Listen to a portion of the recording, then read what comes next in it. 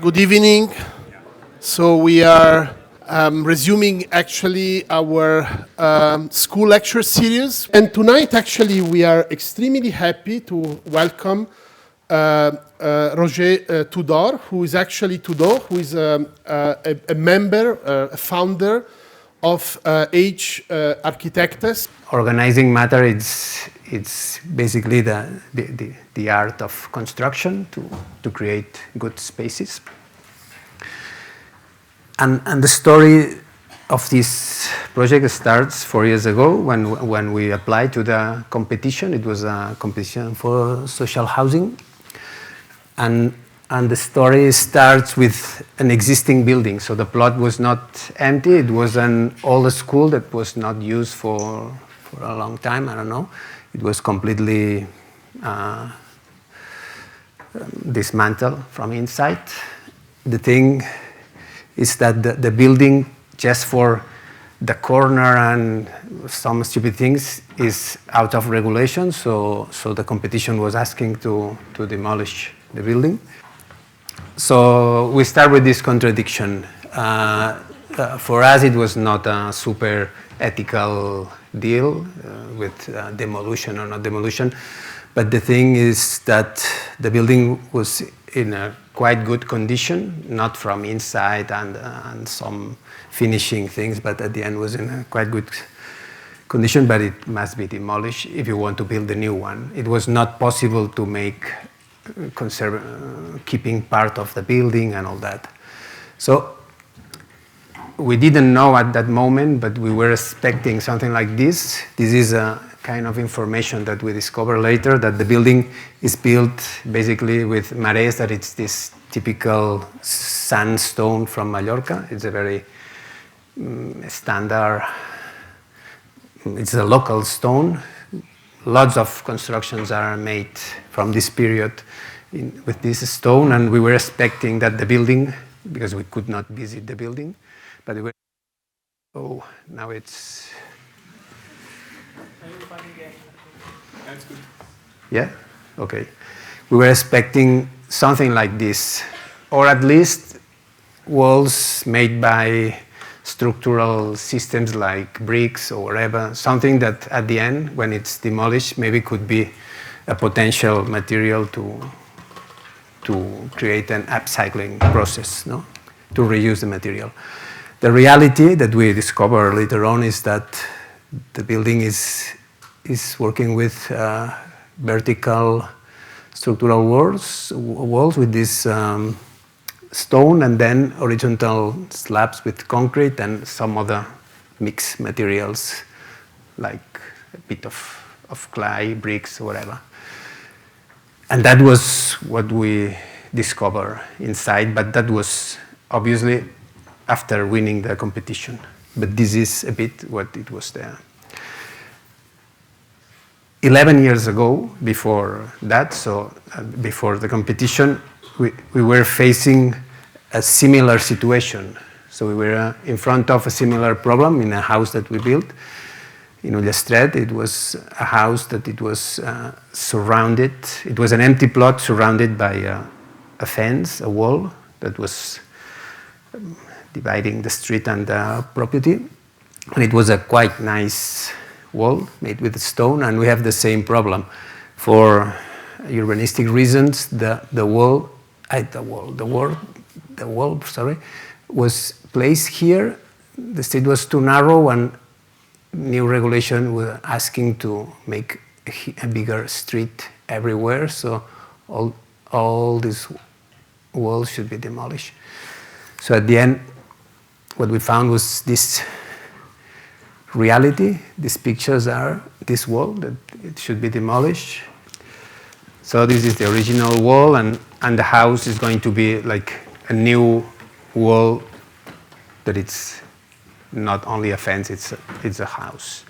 So the project, I'm going to go inside, but it's like rebuilding the wall, again, a contemporary wall, reusing the existing original stones, and trying to find this kind of new archaic condition, something that is contemporary, but it's connecting with what is all around this beautiful village. So at the end, the process is something like this. We demolish an existing wall, we have a resource, we produce a new technology that at the end is producing something that is quite similar to the original, but with some contemporary conditions. So there is the similar things is that it's still a structural wall. It's still monolithic and one layer element. There is no layers and contemporary things like this. But on the other hand, it's solving contemporary problems like isolation, thermal mass in a different way. So it's including new things. And the technique, it's not masonry, it's like with kind of a framework. So kind of technology close to concrete or between concrete and rammed earth. And that was built with this mix of materials. So the existing stones mixed with a kind of a new soup, that it's a new mortar made with local earth, recycled glass as isolation, a selected collection of gravels, everything done in the site, creating this kind of a strange, something similar as a technique because it's built by layers, a little bit like rammed earth, but it's a more fluid. And in between, there is a selected position of the stones. So we have an homogenic mortar joining everything, and depending on the place, we're gonna place the stones. And the position of the stones is not homogenic, and it's solving problems that we have. So there is 3 types of walls. There is one very dense wall, completely full of stones. Another one that it's where the stones are facing the street for, let's say, contextual reasons. But the most of the wall is still keeping this isolation capacity. And then a wall without stones when we don't need thermal mass or we don't need this contextual problem. So we just want isolation and structural resistance. So at the end, the distribution of the stones is creating a lot of thermal mass inside the house and more isolation on the borders and a kind of a contextual solution towards the street and the village.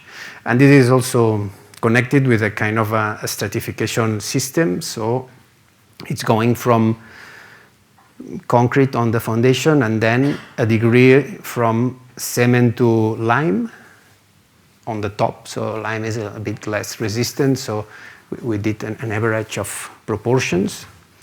So this is like layering everything. And at the end, the building was framed with wood like this, like a classical concrete finishing.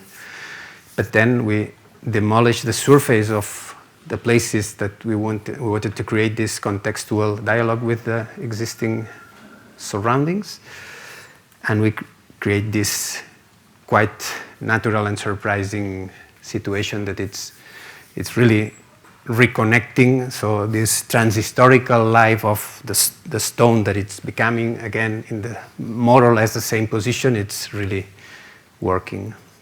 And from inside, it's the contrary. It's a bit more modern, let's say. It's something that can be open 100%, and it's providing the quality of good quality of life, a fantastic place to live with this Mediterranean condition and a large extension to the south and to the garden, and following this idea of a house as a wall, the distribution is quite special. You have to cross the rooms from this kind of galleries, being in front of the bedroom, so it's a very radical way of using and living.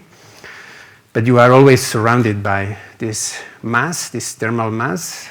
Everything, this is something that we are always doing, defining space by structure and creating thermal stability and humidity regulation, especially with lime is really working. So all the spaces are a kind of a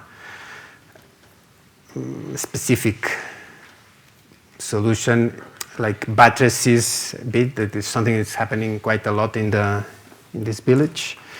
And from outside, the demolition of the surface is creating this very convincing texture that it's really fitting what is surrounding. And coming back to this project, in a certain way, this house was a bit the small brother for the new project, so it was a bit the inspiration for that. So we were facing a similar problem, but it was not exactly the same because that was a public competition with an institution with a kind of a brief with certain conditions. The economy, it's not the same. The other one was a private house. This is social housing. It was a different rules, but we try to redefine a bit the briefing in a certain way, looking for opportunities to keep this existing materiality, looking for certain potential on that. And our redefinition of the briefing was something like that. In the briefing was asking, so it was very strong in terms, as it's usually happening with IBABI, very strong in sustainability, but they were asking clearly for decarbonization with timber and fast system. That was the briefing. We introduced this like a double option in the competition that was, okay, we want to reuse the mineral material. We still didn't know that it was this sandstone, but the mineral material, reuse it with the new structure, something that it's creating a vertical structure. And the soft version was keeping the stability of the system with timber. So slabs and kind of a buttresses stabilizing everything. And the third option, the radical one, that it's what we finally built, it was self-standing stabilized walls, making these step backs where the slabs are landing, let's say. So the timber is where is the bending and everything, the rest is pure compression, reusing what is already there in the plot. And that was the second redefinition, that it's the process of the construction and design, traditional, let's say, line that we are usually we design, then we demolish, then we build. No? And in that case, we shift a little bit the order. We propose from the competition that it should be demolished first in order to know what is already there. It should start a parallel process of researching and designing, creating a new product that could be reused. And the design will happen probably, obviously, before the final construction, but overlap it. And that was possible because we introduced the idea of, instead of doing what we did in the house, we were looking for a faster and more economical system with a kind of a bigger scale production, because the house was really handmade. So we create the idea of building a bigger stone, so a big block made with stones or bricks or whatever, because we didn't know exactly what is going to be there. So with the mineral emulsion material, creating blocks, and these blocks could be easily stored in the plot or whatever, and then with that we can rebuild. So creating a kind of a piece that it's not very difficult to build, but it's quite easy to move and to replace. So again, from this original resource, we start the demolition, selecting pieces by dimensions, and so obviously the process is not perfect and things are sometimes broken, and you have also something useful because at the end you need different dimensions to create a new material. And And of course, it was two qualities at least, or more than two, but two qualities, the sandstone and nasty concrete, shitty things, contemporary things that were also mixed in the construction. No? So these two natures at the end became part of the strategy. That was the first clear organization of matter. So in the basement, we did, because the geotechnical soil was not very good in the surface, we had to create a bit deep foundation. It was a kind of basement. So all this level that it's just, the street is this, the city is in this level, so it's a kind of a half basement, because there is a garden that it's really creating ventilation, but it's underground. So all this part is made in situ and recycling the concrete and let's say ugly material. A cyclopic, very big and dirty and not efficient system, so quite a radical process. And then on the top, everything is a prefabricated block, but with two qualities. There is a part on the top that it's going to be pure lime, a bit like in the house, and then the certification again, increasing cement, no? To create a more resistant and a stabilized block.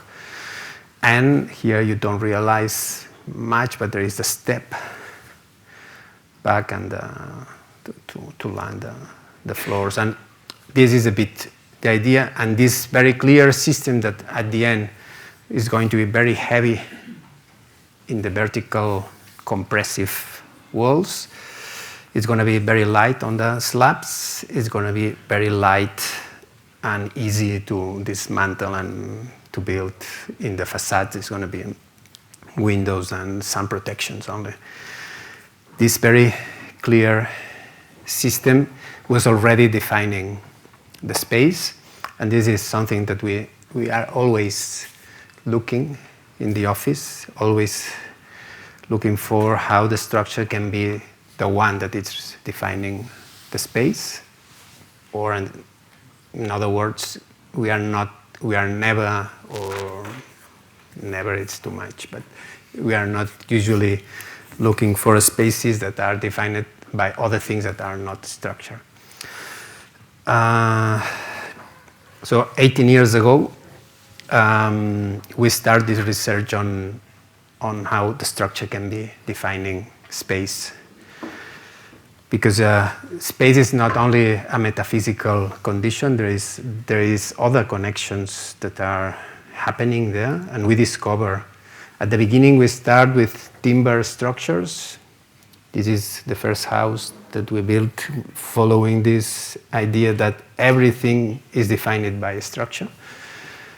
It was with big laminate elements, the very beginning of that, but we found it quite exciting because it was very clear to define spaces. It was thin, can be compressing, but bending. It could be a lot of things. We did also this project that I was told you, Pier, before. We start with this evolution of the equivalent rooms and all that.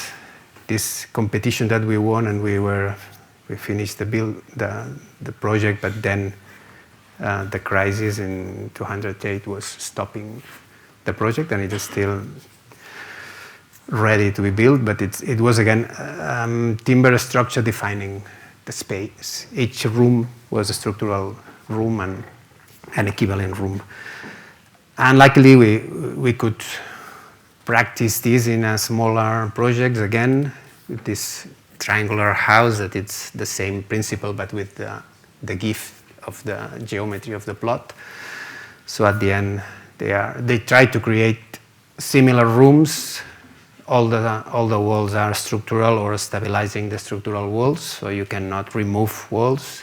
Then you have to take good decisions. No? This wall is going to be there, not forever, but for a long time. And we discovered also another dimension, that the mineral condition of compressive walls are really helping a lot to provide comfort qualities, thermal qualities.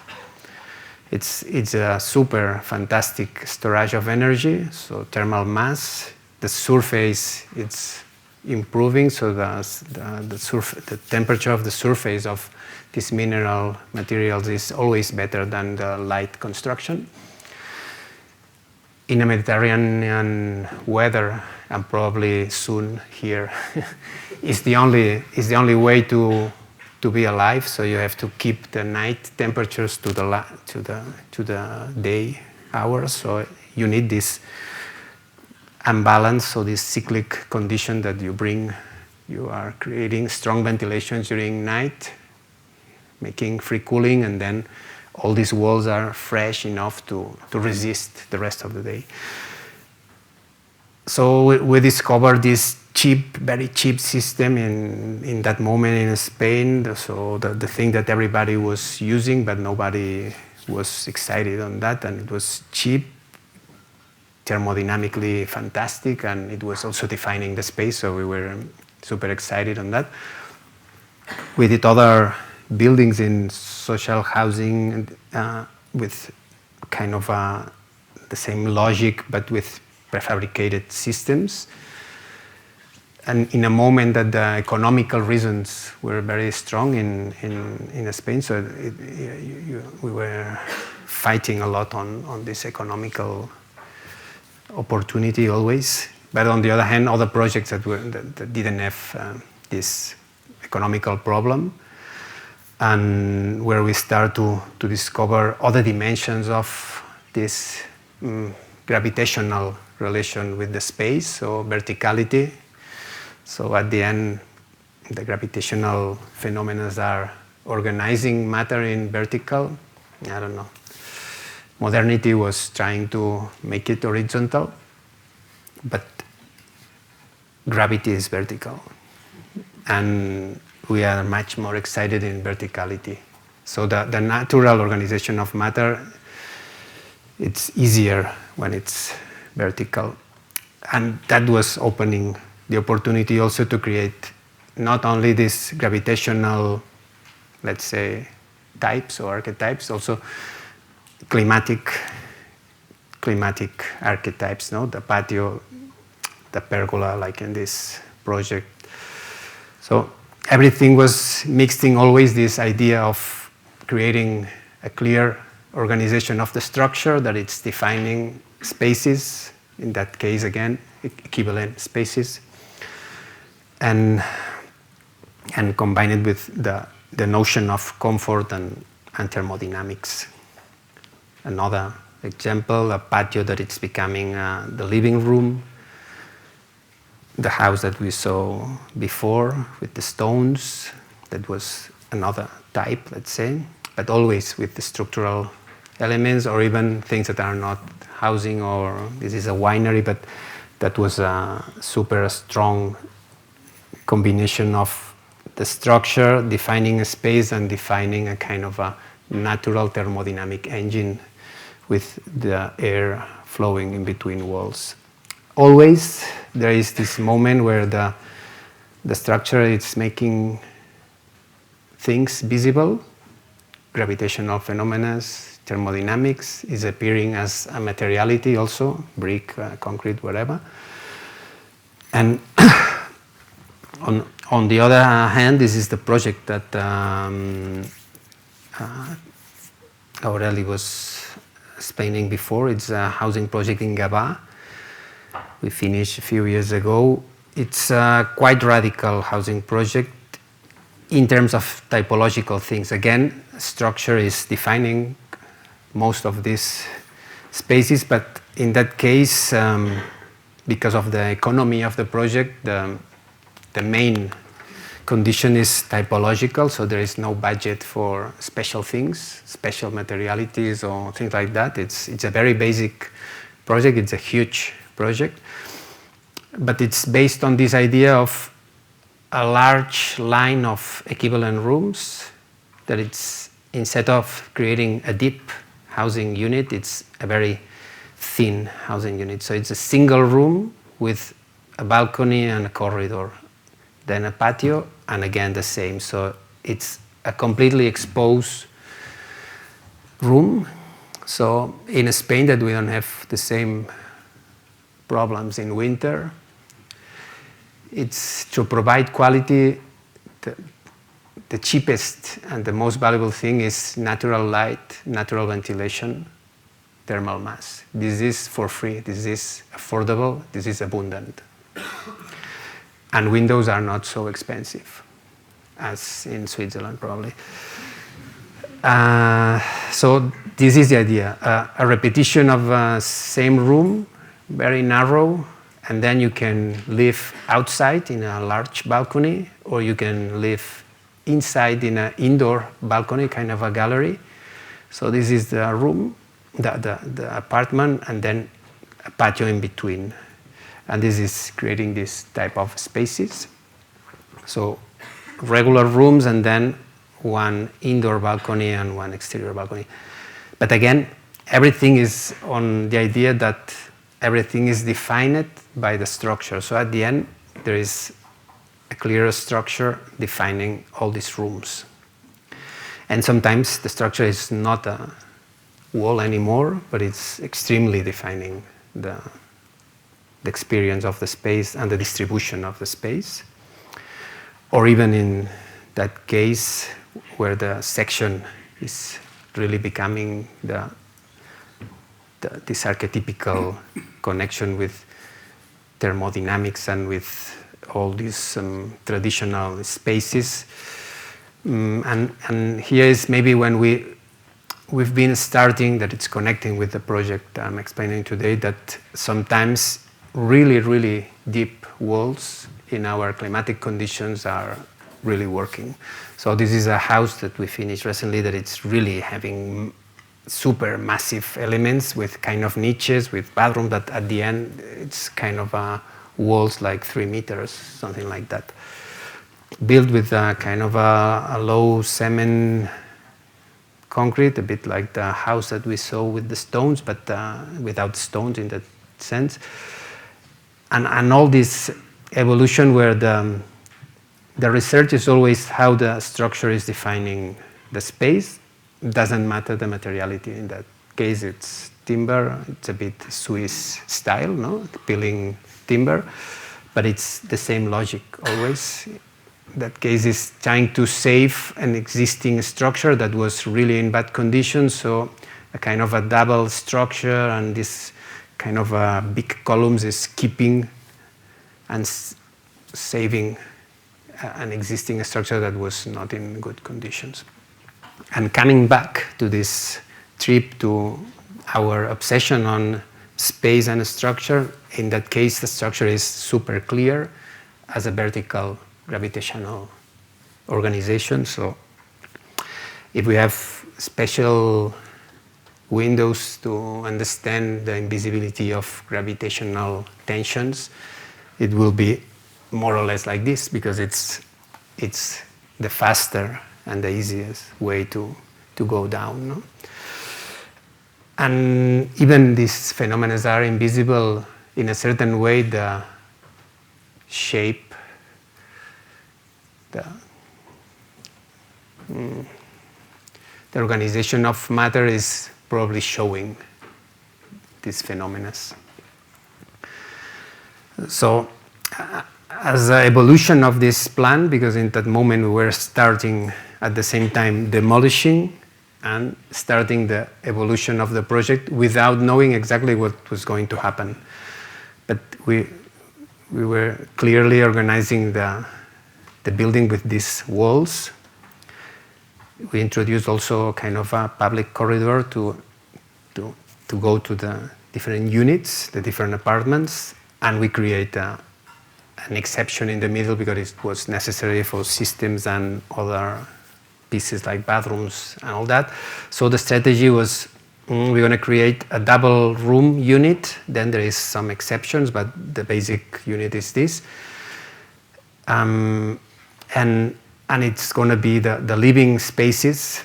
Doesn't matter quite a lot if it's a bedroom or a living room, but it will be surrounded by a big amount of mass. And obviously there will be nice natural cross ventilation.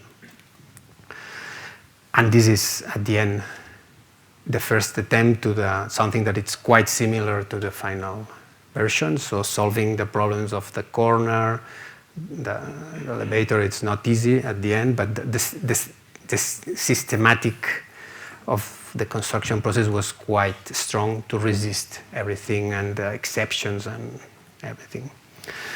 So it was a process of building while designing, and we were at the same time working on the plant, adjusting everything, but at the same time start a research process with the blocks, with the first attempt, with certain dimensions that at the end it was not like this. So everything was in a completely evolutional process.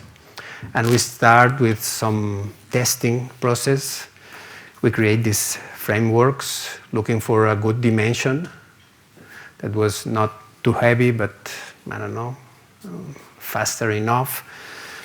It was the problem that the stones were invisible again, no? So they were inside, but we were the temptation to do like in the house, to destroy the surface. We start to try what happens if we put stones on the border and then the concrete is expressing a bit what is happening inside. Obviously, some testings on the resistance, the proportions of lime and cement, a large process. We were also introducing the idea of demolishing only part. It was a very ugly moment, but we did a lot of tests to look for the proper solution. And in this process, because of the structural testing, we discovered that by cutting with this machine, and then it was a bit an accident and a surprise that we discovered that at the end, from inside, it was amazing, no? And it was also necessary because we were not sure about what was happening inside in terms of, because the diversity of the dimension of the stone was so different that it was, some people was afraid that maybe it was big holes inside, or I don't know. So by accident, to discover what was happening inside, we discovered this quality. And then that was in combination with several testing systems with different types of gravels and isolation systems and dimensions of the stone and whatever, lots of combinations. And for example, this is the lime one, that it's more whiter. It's the mortadella style. And then it comes to us the idea of the cake. It was in a discussion in the office. We're doing this kind of common discussion sometimes, and Maya, one of our collaborators, she said, maybe we should do like a cake.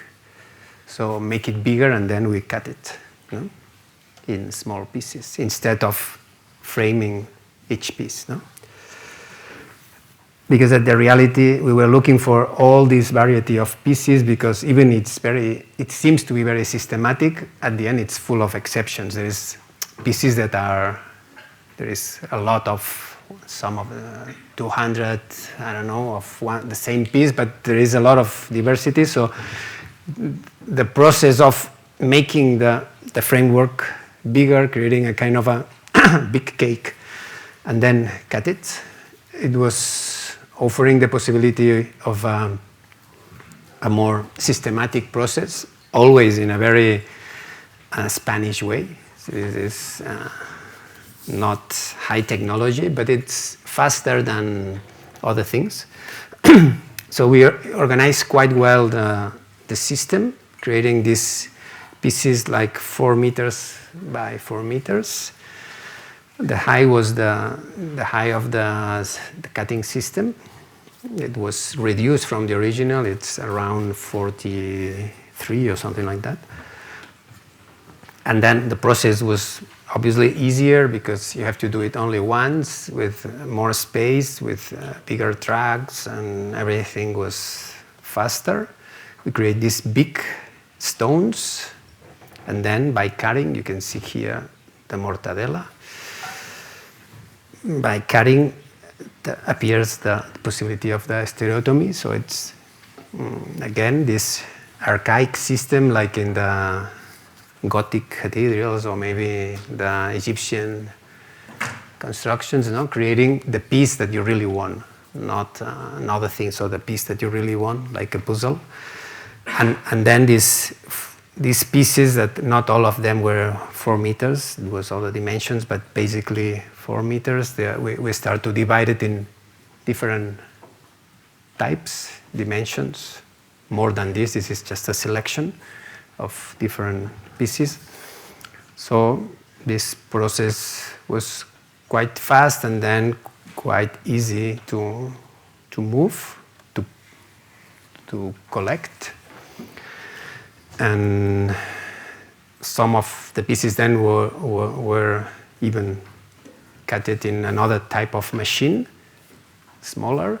The good thing of Marès is traditional sandstone is that it's quite easy to cut. And it's the same density as lime. So in the lime ones, it was fantastic, like butter. I don't know, it's fantastic. And then with the more cement, it was a bit more hard to cut, but it was still working quite well. And then that was easy to transport, and this was arriving to the construction site. You can see here the nasty cyclopic walls with concrete, fragments of bricks and all that. And then on the top, the beautiful new stones. Obviously, there is another level of organization of matter that all these pieces need a very clear instruction in the construction site. So we are always using this kind of drawings where the instructions are very clear, because you need to overlap to create a monolithic idea. So if it's one wall made with pieces, you always need to overlap. And there was other conditions like the corners. So when this was facing outside, in relation to isolations and specific solutions like these specific pieces, and lots of exceptions. But the process was super fast in this moment of the structure. Then it was slow again when it was the conventional construction. But during this moment was really fast, with just a few people working in the site. So it was, I think, super economical and fast, and it was really beautiful. It was like being in Morocco a bit, but with a combination of this historical, traditional system, archaic, but at the same time super contemporary, because it was reusing a very valuable resource in terms of CO2 for sure, but at the same time producing a super beauty expression. And the system was, we finally decide after testing things to use the traditional system that they're using with Marès. Marès usually are maybe at the end 10 times smaller than these blocks, but they are using these pieces of wood to balance, and then by filling just the surface with mortar. Then they fulfill everything with a liquid, very liquid mortar. So everything becomes completely massive inside. And it's a super beautiful process because it's like building a new stone in a certain way. This is the stepping process, and also the idea that underground it's the rubbish and then the novel. And this system, it's always creating these holes that then you have to repair, but at the end it's producing a combination of textures that each level of each apartment, each level, because it's changing on the quantity of cement and lime, it's changing a lot, and you have different stones, and it's super beautiful. And these specific pieces, making the corners, and then on the other direction, the building is quite light, because whereas there is no walls, at the end it's becoming a very light structure with timber and a lot of glass and windows, some protections, and it's really soft. And this is the process. So in the middle there is these thinner walls that are, at the end, they were making a certain contribution on the stability also. And they were also defining a clear space. So the two main rooms, they were completely surrounded by this materiality. And then the center, that now it looks like a corridor, but at the end it will be a sequence of bathrooms, kitchen, bathroom, kitchen. So this is the mechanical system, and it's going to be more like gypsy panels. And this is a bit the idea of the communal space, no? So all the units are facing the patio. You can see the step backs here, very clear. And from outside, the structure is super exactly what it was supposed to be. So it's very, very clear and nothing more than the structure. In that moment, the building was super amazing. At the end, it's also quite nice, but it was a mystic moment where it was only a structure that it was really, really powerful. And the clarity of the system, it's obviously organizing all the project, and this is a sequence from the ground floor to the top, and you can see how the walls are reducing the width until the top roof, that there is the typology is different for urban reasons. And at the end, there is all this obvious system here. What we have so when you are here, you feel like being in another era. You know, it's super archaic. Then here, this is the standard, more or less, housing situation, which is also a practical decision to solve. So it was impossible to be perfect everywhere. So we decided to keep the external rooms as a bit more pure, and then something there that it's just solving the problems. So that the type is like this. It's a very typical distribution. And then 1 week ago, we went there with our photographer and we took pictures.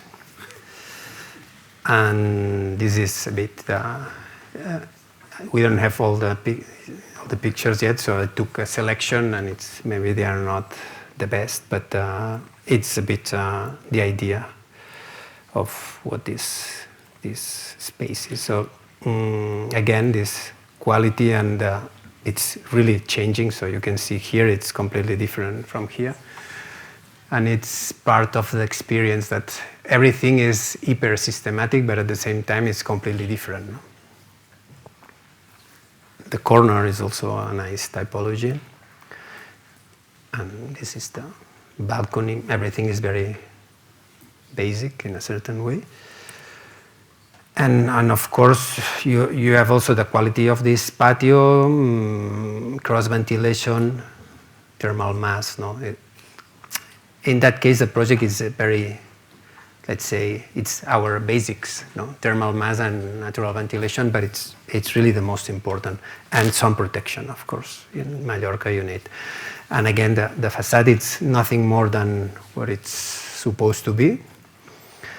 And the only additional thing is this traditional sun protections that it's very usually to have it in Mallorca and other places in Catalonia. In that case, it's extending protecting all the glass, but with this extra thing that you can hang and create natural ventilation under the sun protection. And it's like this.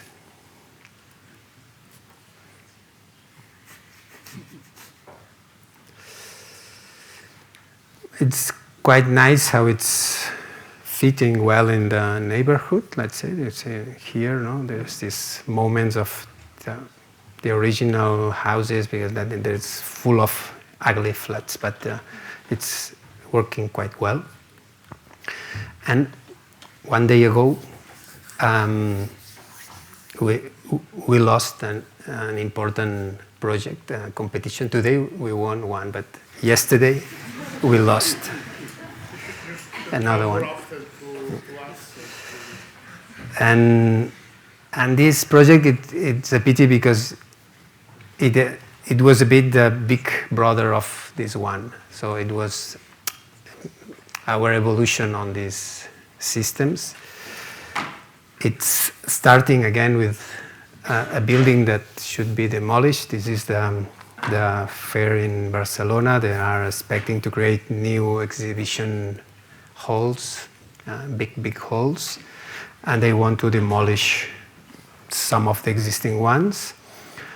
So these are the existing ones. They want empty spaces with huge dimensions, like 100 meters by 100 meters. So super big spaces for exhibition.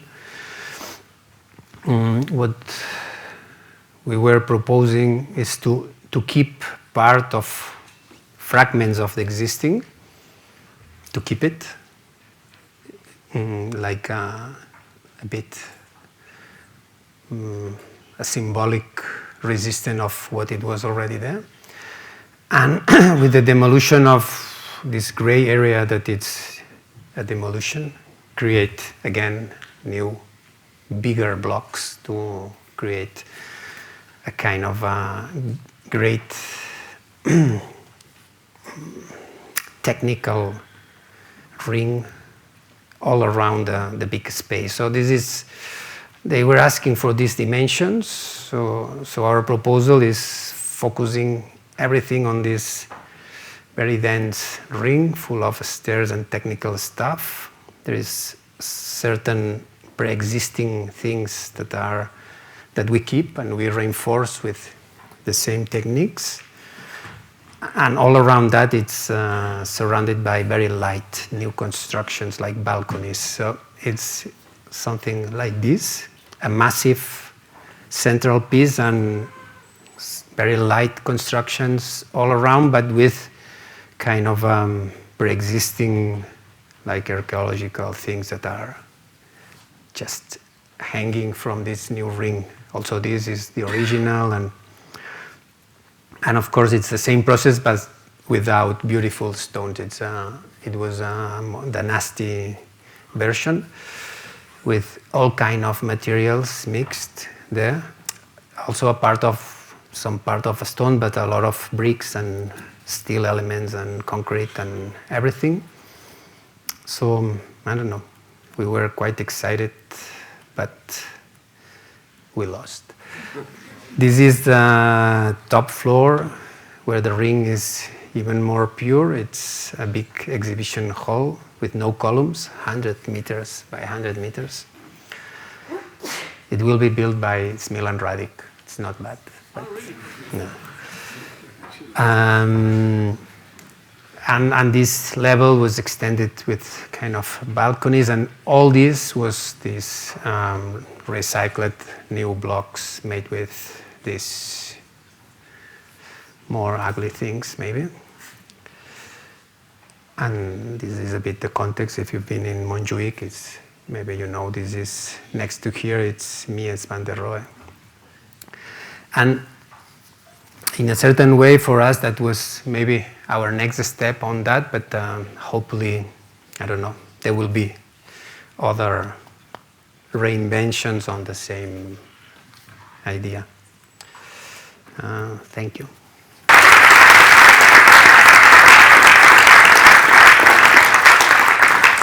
Thank you, Roger, for this wonderful presentation. I think it was really both very focused, but also gave a very expanded view on your work.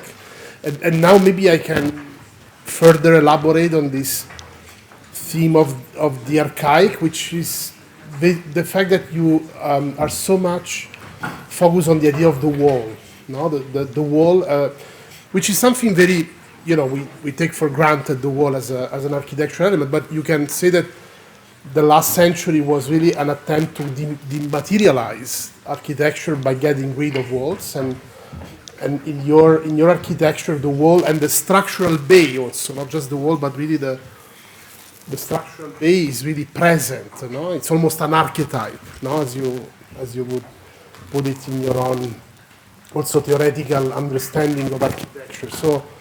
Yeah, I think, can you elaborate maybe on this idea of the wall? I mean, it seems to be very present in your work. I mean, it's almost an obsessive presence. And I mean, also, I imagine to live in these houses with this cyclopic masonry, no? I mean, it's something very, very strong as an experience of dwelling.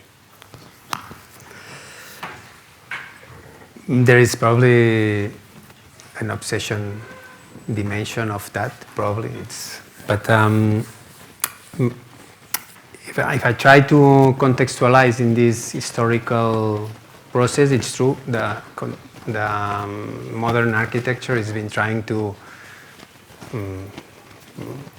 dematerialize or to avoid or to make the walls more flexible or whatever. But at the end, this is a consequence of the fossil system, no? So. You know, bending structures are possible. Before fossil era, it was possible to do it with timber, and it was not impossible, but it was not so easy. So avoiding walls, it's a fossil attitude, let's say. And on the other hand, keeping the walls apart from this ethical maybe or this contextualized answer that it's maybe the thing is that imagine a wall without fossil energy, maybe we cannot avoid walls again. But apart from that, walls are providing a lot of other qualities, and these qualities are not only cultural qualities that are also happening. So with the idea of when you are crossing a wall, when you are touching a wall, when you are next to a wall, you easily connect with a lot of experiences that you have in fantastic places, pre-fossil fantastic places that are probably very strong and convincing. And by using walls, sometimes you are connecting with that. But on the other hand, you have also these thermal conditions and the possibility of expanding and being flexible in vertical. For example, there is a fantastic drawing from Le Corbusier, going from a traditional house with walls and the slabs are flexible, and then he's proposing that the flexibility is in horizontal, which is not bad. But on the other hand, the other one has also beautiful qualities. So having different heights is as experience, sometimes it's better. Yeah. So I think it's a combination of a lot of things. For example, natural light is coming from the top. So if your rigid thing is that, it's very difficult to dialogue with natural light. Yeah. Stratification is also going up. Right. So if you have a rigid element, you are going against all these natural phenomena. So yeah. I'm not against the horizontal structures, but I think we need to reconsider a little bit. Yeah. Yeah. Thank you. That was a wonderful talk, and I like the redefinition of the brief that we asked for one project, but then you still gave us a full walk through the work of the practice. I wanted to ask about resistance. It seems an obvious interest on structural resistance, trying to invent these new materials over proportion of width of walls and so forth. But at least for me, I mean, coming from Chile, but now being closer to the Swiss context, it's impossible to see those projects without thinking about the question of labor, right? That there is, on the one hand, a specific kind of labor that, allow these things to happen, but I can presume also something that is fading away as it has happened in other places. So I wonder if there is an interest in projects like this to engage with that kind of labor and as a result give potentially value to that kind of labor, and again, not in the classic artisanal way, but thinking that there is a kind of like resistant dimension to conditions of work in the construction side. So if you can tell us something about that dimension of the work as well.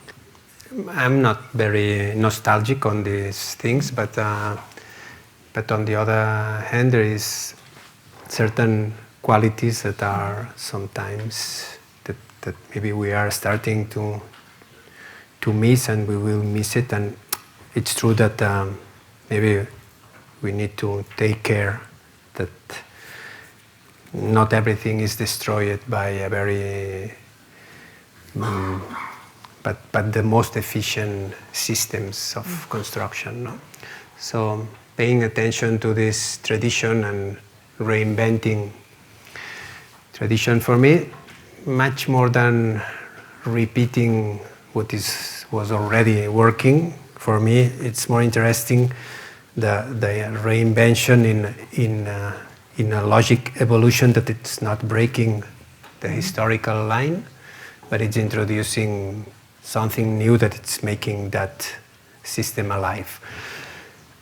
For example, Ibavi, as a developer, it's been producing very interesting stuff, but from my point of view, it's been too romantic on the idea of preserving the values of these traditions and all that.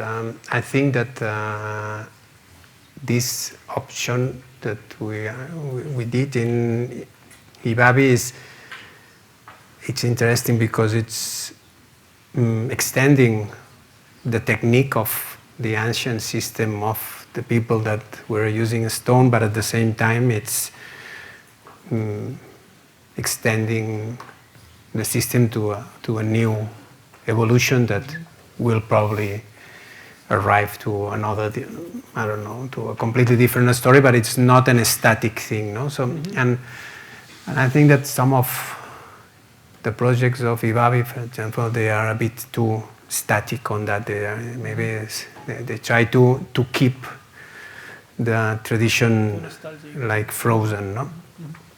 I prefer a slow evolution on everything, no? Thank you for the great talk and these insights into your work. We had a very brief private conversation before about the question of risk, and I think in a way it's not very far from the question of labor, but I'm curious on how you deal with the regulation, and I'm not familiar with the Mallorcan, set of norms or, let's say, kind of material requirements. But it seems that you, as an office, took a lot of risk yourselves, or the initiative to do a lot of testing on these materials. I mean, you talk about it openly, and you show the process very transparently, that there is a kind of trial and error and all of that.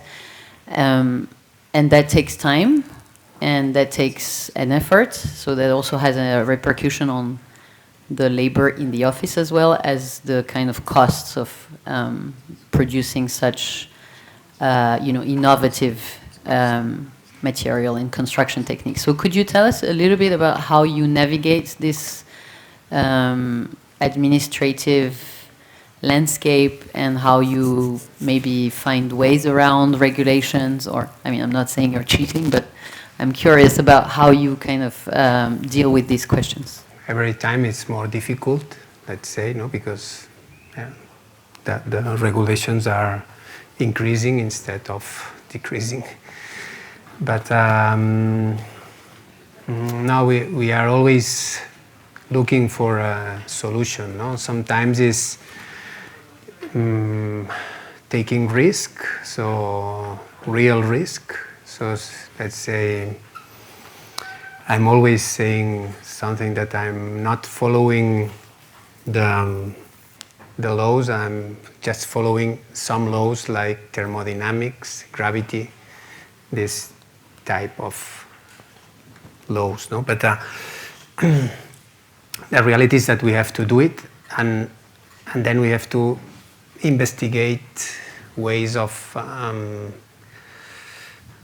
solving the problem. So in one hand, we are doing an internal process of understanding if what we are doing is really working, which is nothing to do with legal things. Is this going to work? Is this thermally working? Is this stabilizing?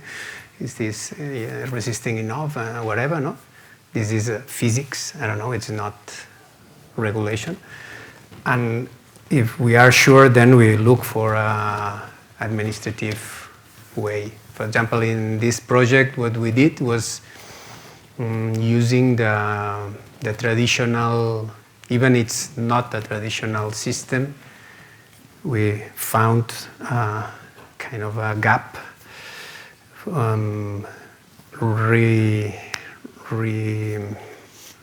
understanding what is the traditional masonry walls. That in the Spanish regulation there is still part of that, so you can calculate a wall in the ancient way. So then that was the gap, no? For example, but depending on the project, it could be different things. For example, the first house with the stones, this lime mortar with a lot of isolation, that it's recycled glass inside. This we did some tests, and that material was 10 times less resistant than the worst brick. 10 times less resistant than the worst brick. But because of the width, then the surface is going in your favor, so it's not. Finally, the numbers of the resistance is tension for a square centimeter. Then you have to imagine what is the problem, and if you have a big wall, then it's not a problem. It could be 10 times less, because the legal brick is super resistant, too much resistant. No, the less resistant, it's too much resistant. So at the end, it works. In a house, maybe you can take risk. In a social housing, you cannot take risk, because it's much more responsibility. So it's depending on the case, we are looking for different palette of solutions. Hello, thank you very much for your impressive presentation. Architecture is, of course, absolutely impressive aesthetically. But I'm interested more in pragmatical question. If you could elaborate costs of the process of this wall preparation, because I assume in Spain it will be like between 15 to 44 meter cut for concrete plus labor costs, and for block 4x4 it's 2,000 euro or and plus transport costs. So altogether, could you tell how much it was? And additional question, if you did some lot capacity, so now it's like 3 floors, I assume, but what would be the highest possible wall from this material? I think that we didn't think about that, but I imagine that the highest will be in relation to the stability more than the compression resistance, which is not so complicated with this density of walls. The biggest problems we have it with the stability, the horizontal stability, no, with wind and the first question, it's difficult. In one hand, I think your context and our context is completely different. Maybe they are starting to get together, but it's not. We are still in a situation where the handmade works are still not super expensive. So this is opening this kind of options easily than here. Maybe for you it's impossible to imagine. And at the end, also in this project, we have like a combination of process. It's a public tender. This is creating a fixed price, because when in Spain, when you are doing a public tender, the price is fixed. We are deciding the price, let's say, coming from a kind of a big data of prices, but it's a public price, and the construction company can only go lower than that. Okay. Then it's a question of demand and offer. So if there is people excited with the idea that was the case, then maybe there is somebody fighting for that.